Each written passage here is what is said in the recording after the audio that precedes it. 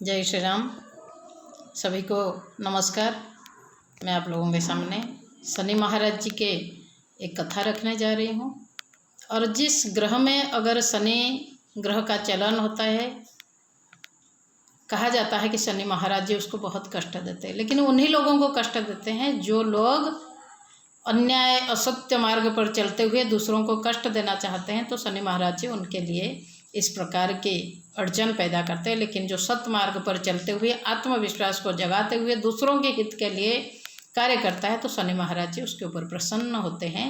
और ऐसे ही एक कहानी, ऐसे ही एक कथा, ऐसे ही एक घटना दशरथ महाराज जी के जीवन में आती है। तो दशरथ जी महाराज जी अयोध्या में शासन कर रहे थे।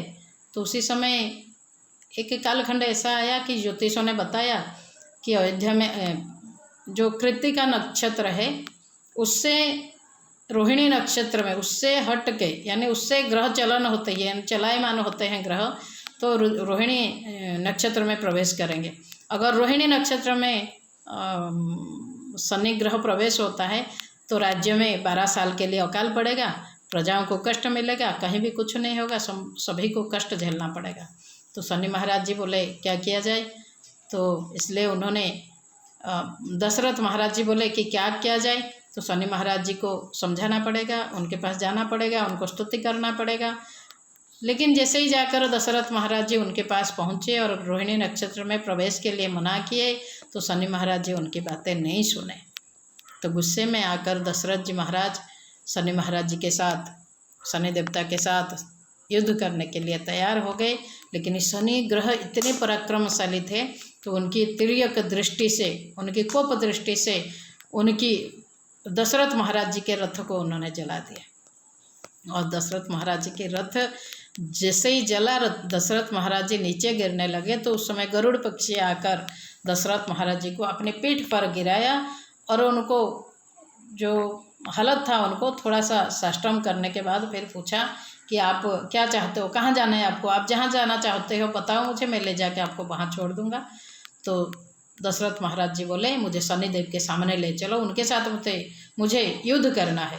तो गरुड़ महाराज जी वहाँ पर लेकर गए और जाकर वहाँ सामने पहुँचने के बाद शनि महाराज जी देखे कि ये व्यक्ति पुनः आ गया, यानी दशरथ महाराज पुनः आ गए हैं।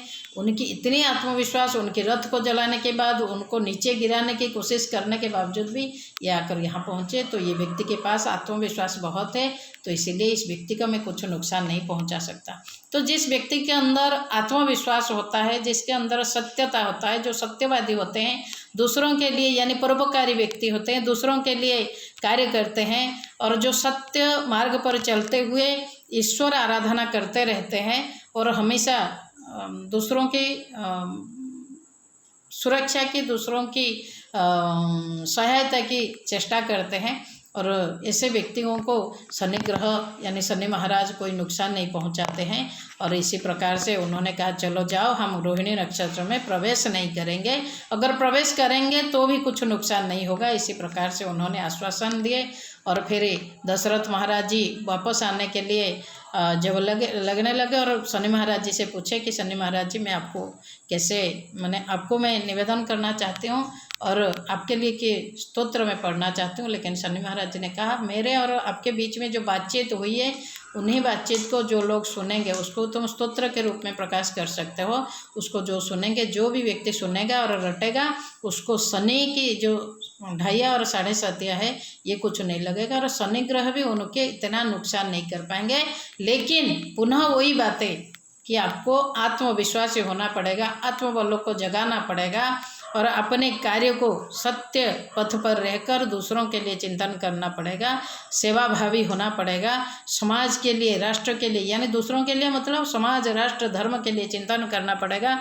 और व्यक्ति की आत्मविश्वास जगने के साथ साथ देवता यानी देवताओं के प्रति समर्पित भाव रखकर हमको ये कार्य करना पड़ेगा, तभी हमको अवश्य हम उसी ग्रह के पीड़ा से मुक्त हो पाएंगे। इसी प्रकार से शनि महाराज जी ने आशीर्वाद किए। और आज मैं वही दशरथ कृत शनि स्तोत्र जो स्वयं दशरथ महाराज जी ने रचना किए थे या शनि जी के किए थे, उनसे आशीर्वाद प्राप्ति करने के लिए कार्य किए थे, स्तोत्र की रचना।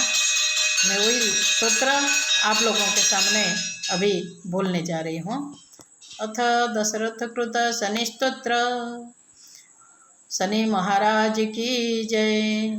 नमः कृष्णाय नीलाय सिद्धिकंठ निभाय च नमः कालाग्निरूपाय कृतान्ताय च वै नमः। नमो निर्मांसदेहाय दीर्घश्मश्रुजटाय च नमो विशालनेत्राय शुष्कधरभयाकृते नमः पुष्कलगात्राय स्थूलरोमणाथ वै नमः। नमः दीर्घाय शुष्काय कालदष्ट नमस्तुते। नमस्ते कोटराक्षाय दुर्निरीक्षा वै नमः। नमो घोराय रुद्राय भीषणाय कपालिने नमस्ते सर्वभक्षाय बलिमुखाय नमस्तुते। सूर्यपुत्र नमस्तेस्तु भास्करे भयदाय च अधदृष्टे नमस्तेस्तु संवर्तक नमस्तुते। नमो मंदगते तोभ्यं निरिस्त्रणाय नमस्तुते। तपसा दग्धदेहाय नित्यमृजोगरताय च नमो नित्यं क्षुधार्ताय अतृप्ता च वै नमः। ज्ञानचक्षु नमस्तेस्तु कश्यपात्म च शोनवे। तुष्टो ददासि वैराग्यं रोष्टो हरसि तत्क्षणात्। देवासुरमनुष्याश्च सिद्धिविद्याधरो रगः त्वया विलोकितः सर्वे नाशयन्तीं समुल्लतः। प्रसाद कुरु मे देव बाराहोऽहमुपागतः। एवं स्तुतस्तदा शौरी ग्रहराजो महाबलः। ओम श्री शनि महाराज की जय। ओम शं शनिश्चराय नमः।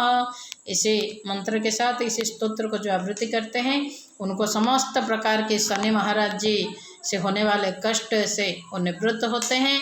और शनि महाराज ऐसे हैं जो सतपथ में चलते हैं, कदाचित उनके ऊपर इस प्रकार की कष्ट आती है तो उनको जो चाहे वो दान में देते हैं और तत्क्षणात तो रुष्ट होते हैं तो सब कुछ हरण करते हैं और तुष्ट होते हैं तो सब कुछ सभी को दे देते हैं। इसी प्रकार से हम शनि महाराज जी को नमन करते हैं और ये स्तोत्र को बार बार पाठ करेंगे तो हमारा कष्ट अवश्य लाघव होगा। बोलिए शनि महाराज की जय।